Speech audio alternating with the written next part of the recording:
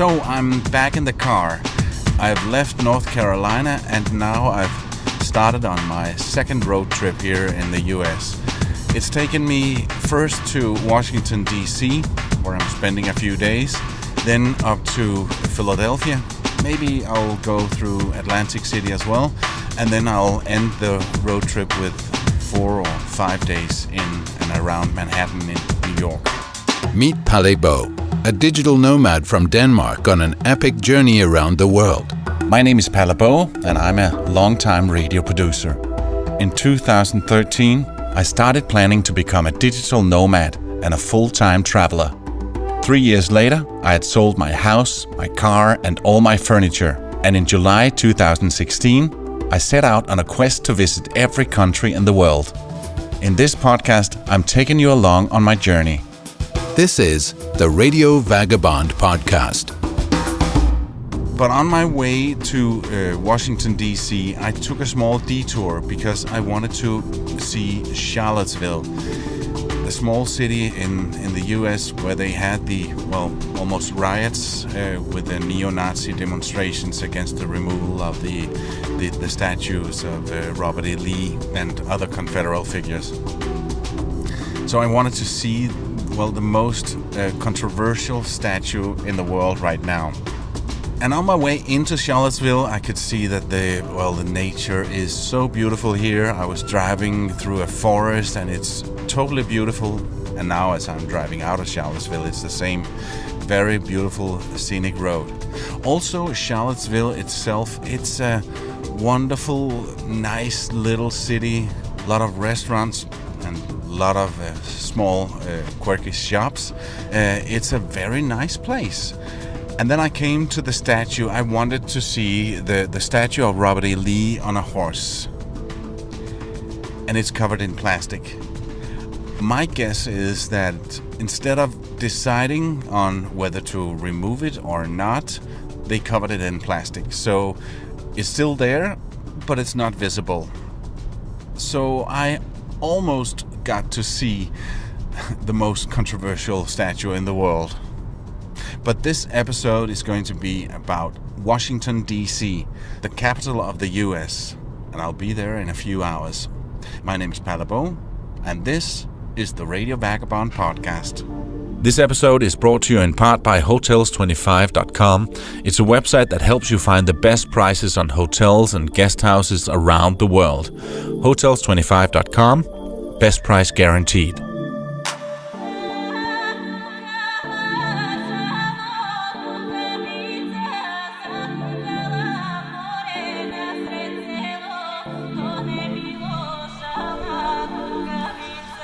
It's Sunday morning and I've had an early start.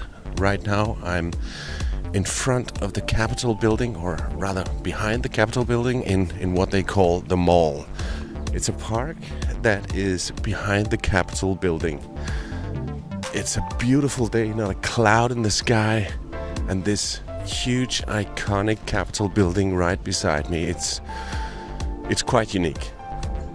Today I plan to just wander around in this area, maybe go in to see 1 or 2 museums. There are so many museums here in DC, and a lot of them are actually free. So there's a lot to see, and I have 3 days here in Washington DC.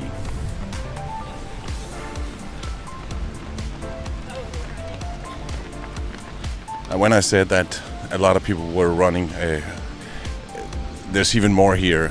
It seems as if there's a marathon or some kind of race going on today, and that explains also why a lot of the streets here in downtown Washington D.C. has been blocked by police, and apparently there's some kind of race going on. But that wasn't what I was talking about before. There were a lot of joggers before, not part of the race. Right now I'm in front of the Newseum with an N. The sign says the Newseum celebrates our First Amendment freedoms. It is a museum that talks about the press and what the press and the news means to our society. I wonder if there's a lot of fake news in there.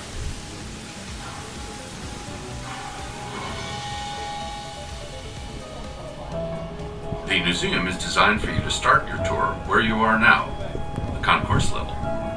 Then take the glass elevators to the top, the 6th floor, and work your way down. Here's what you don't want to miss on each floor.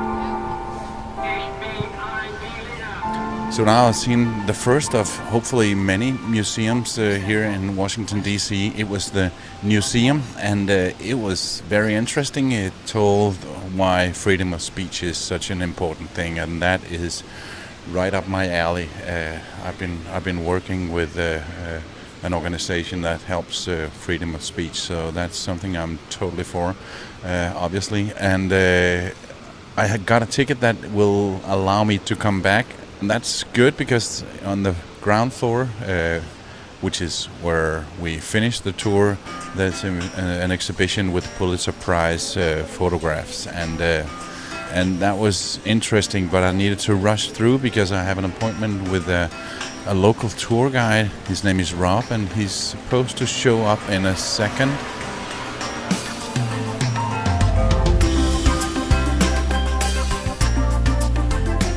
You are listening to the Radio Vagabond podcast. If you like what you hear, please leave a review in iTunes.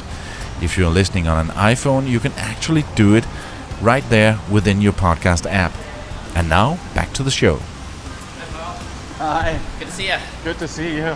So how are you liking DC so far? You've only been here for less than a day, so hard to judge. Yeah, it's funny to actually be here because it's so iconic, and all of a sudden you're in front of buildings you've seen a million times on TV. Yeah. So it's pretty interesting. Okay, cool. So if you want to walk on the National Mall, we can go over here. There's a festival happening over here. It's a little loud, but over here it should be good. There was some kind of race this morning. What was it? It was not a marathon. It was more like 10K, 5K. Yeah, so September and October, every Saturday and Sunday morning in DC, there are marathons, races. Every Saturday? Wow. Yeah, so it's if you need to drive, it's actually kind of a burden, especially the marathons, which close down over 20 miles. So tell me who you are and what you do. So my name is Rob. I'm a tour guide. I run a tour company called TripHacksDC. And I also do social media, YouTube, tips, tricks, hacks for exploring the city. Yeah, that's how I found you. I found your YouTube channel, and you gave some good trips and some good hacks, so I thought I'd reach out to you. Yeah, that's great. I appreciate that. You know, the YouTube channel is really just me giving all my best advice, and then my main business, of course, is actually giving tours. So people who are coming to town and they want to, have me show them around, I'm happy to take them around. Are you born and raised here? No, I was born and raised in Ohio, which is another one of our 50 states, and I've been in Washington, D.C. for about 7 years now. And so you managed to become sort of an expert on it. How did that happen? Well, I have been a tour guide for 5 years, and just being a tour guide, you have to know a lot about the city because people are always asking you, what's a good place to eat? What's a good area to stay? And so just by, discovering these things over the years, I've just amassed a knowledge of the city that I can now share back with everybody. So we're headed towards, we're standing right beside a fountain right now. That's the noise in the background. We're heading into the mall. That's right, yeah. So we're actually about to head into the National Mall, and it's best known for being the big urban park right in the middle of Washington, D.C., where you will come when you go to see our free Smithsonian museums, the National Gallery of Art, and if you tour the monuments and memorials, you'll be down here as well. Is that where they're talking about crowd sizes in January? Yep, so the inauguration is held on the west front of the U.S. Capitol, and they basically have the entire National Mall for crowds who want to come, people who want to come and see it in person. They spread out from basically the Capitol down to the Washington Monument on the other end. And there are so many museums here. Yeah, so without a doubt, one of the best things about Washington, D.C. is that there are a ton of museums, but a lot of major cities have a lot of museums. we have an incredible amount of completely free museums. And that's not something that you're going to necessarily find all over the world. If you travel around Europe, you know that there are certainly some wonderful free museums in some places, but you're not going to walk into the Louvre for free, or some of the other big ones. No. So it's very unique to have so many museums all in one place that are amazing museums, and you don't have to pay a penny to visit. I'm a little bit confused on where to go and what to, because I can't do everything. Yeah, the museums are huge. That's one thing that a lot of people don't quite appreciate until they're actually physically inside, is that a lot of these museums are absolutely massive. And you could, if you were a history buff or you were an art lover, you could spend an entire day in a single museum. Actually, the museum you just came from, the Newseum, your ticket's good for 2 consecutive days, because they actually think that you need 2 days to really see everything if you were going to see it all. Yeah.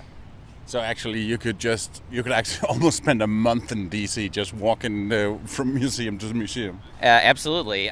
You might get bored after a while of get a just going to museum fatigue. Museum fatigue is a very real thing, and that's a tip that I often give people is, when you come, if you're coming for a week, you probably don't want to plan to see 2 museums every single day, because you're going to get fatigue and you're going to enjoy them less than you would have if you were going in fresh. So I usually recommend that people look in advance, look up the museums that we have. There's the Smithsonian museums, which are the best known, and then we also have the National Gallery of Art. The Smithsonian, they have several museums. Yeah, the Smithsonian is the government agency that runs many museums, mostly around the National Mall in Washington, D.C., but there are a few other Smithsonian museums located around town as well, and then affiliate museums all around the country. And I can take anything you can throw at me, and nothing can get me down. Life is looking so bright, the sun is up again, I'm feeling like I could fly. No clouds in my way, no. And I'm living the good life. And I'm living the good life now. I'm living the good life, and nothing can get me down, no. So this area is we're now officially on the National Mall. Yeah. It goes from the Capitol down at that end, and it ends at the Washington Monument down at that end. Yeah. On the other side of the Washington Monument, we have our other monuments and memorials, the Lincoln Memorial, World War II Memorial, and colloquially, most people still refer to that as the National Mall, even though officially it does end up here at the Washington Monument. And it's a Sunday. It's around 12:30 now, and an ice cream truck beside us, and being a sunny Sunday, there are, I think, 7 million people right here. So weekends are always busy on the National Mall. I usually recommend that if you can swing it, to come down here on a weekday when it's a little less busy. But Saturdays and Sundays are definitely very busy over here. And in the Washington Post, every day they give the weather a score, on a 1 to 10 scale, and they declared that today is a 10 out of 10 beautiful fall day. So weather-wise, you can't get any better than this. Whoa, I'm living the good life. Whoa, I'm living the good life now. Whoa, I'm living the good life, and nothing can get me down. Tell me about your company. Is it a one-man band, or do you have a big staff? Or right now, it's a one-man band. I've been a tour guide for 5 years. I've done tours for companies, and just this year I started my own. So right now it's just me. But what I specialize in is small group private tours. So that means that if you're a family of 4 or you're a small group of 10, you can book a tour with me. Pay one flat price, and there won't be anyone else in your tour group. So most tours that you'll find, you pay per person, and then you get put in a group of up to 15, 20 people, and it's you and some other people you don't know. So those can be great if you want to meet some new people, make friends. But on the other hand, you kind of have to go at the pace of the group, and a lot of those groups can only move as quickly as the slowest person. So with mine, if you want to go fast and see everything and see a lot of stuff, we'll do that. If you want to really take your time and move a little bit more slowly, I'm happy to accommodate that as well. So is it the same places you go every time, or does that depend on the group? Most groups want to see the monuments memorials. That's definitely the top seller. So 9 out of 10 tours that I give are of the monuments memorials. But every once in a while, somebody will contact me and they'll say, I want to see Capitol Hill, or I want to take a tour of Georgetown, and I'm happy to accommodate those as well. But for the most part, people do want to take a walk around the monuments and memorials. Well, we have a fantastic view of the Capitol here. Let me just take a picture. Sure. You're listening to the Radio Vagabond podcast. Before we continue, I'd like to remind you that I would be so thrilled if you shared it on Facebook or Twitter. So now the Capitol is behind us, and in front of us is the National Monument. This is around 500 feet tall building. It's officially 555 feet and 5 inches tall. Oh. And you can normally go up to the top. If you notice where we're standing now, there are 2 small squares at the top. Yeah. Those are the windows on the observation deck. Unfortunately, it is closed for at least the next 2 years while they renovate the inside and rebuild the elevator. Oh, okay. So it is an incredible view. If you haven't noticed, we don't have any skyscrapers in Washington, D.C. Oh, that's right. The tallest office building and apartment buildings are about 200 feet tall, so they're less than half as tall as the Washington Monument. And so when you get to the top, the views in all directions are quite incredible. Oh. The Washington Monument's actually closed twice in recent history. We had an earthquake in 2011, and there was pretty substantial earthquake damage to several buildings in Washington, D.C., most notably the Washington Monument. And so that was closed for several years while they did earthquake damage repair. And then it reopened, and then just earlier this year, they closed it down again because they were having a lot of problems with the elevator. And they chose a vendor to replace it and rebuild it, and that project is going to take another few years before. How old is it? It opened in 1884. Wow. So it's definitely the oldest building on the National Mall.